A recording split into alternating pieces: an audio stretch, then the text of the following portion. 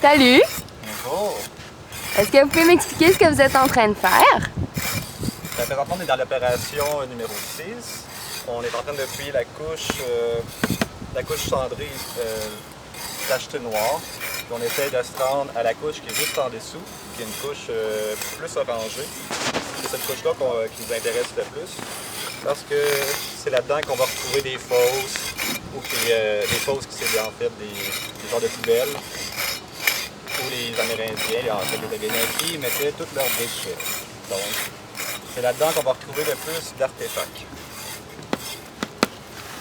Est-ce que ça s'annonce bien? Ça s'annonce très bien, considérant qu'eux sont vendus à la couche orange dans l'autre opération et qu'ils ont trouvé quelques fosses avec plusieurs artefacts intéressants, entre autres des perles en os, beaucoup d'ossements aussi, qui vont permettre aux archéologues d'identifier la nourriture, les animaux qu'ils mangeaient à l'époque, donc leur diète alimentaire. C'est beaucoup plus intéressant que sur les couches du dessus.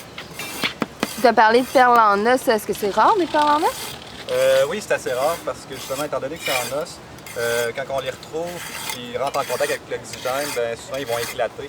Donc, puis c'est assez rare, surtout à cette époque-là, à l'époque du sport ou à l'époque de contact, parce que les perles blanches en verre, les perles de traite, ils ont été vite intégrés dans les communautés.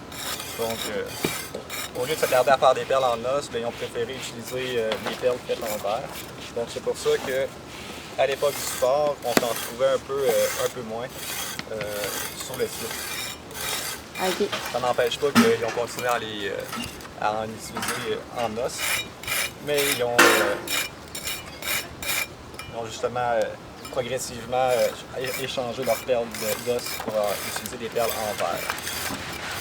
Et toi, est-ce que tu as trouvé quelque chose de particulier? Aujourd'hui, j'ai retrouvé un tesson de céramique qui est possiblement préhistorique. Les analyses plus poussées plus tard vont pouvoir confirmer si c'est vraiment un tesson de céramique préhistorique ou qui était un peu plus récente qui datait de la période de contact.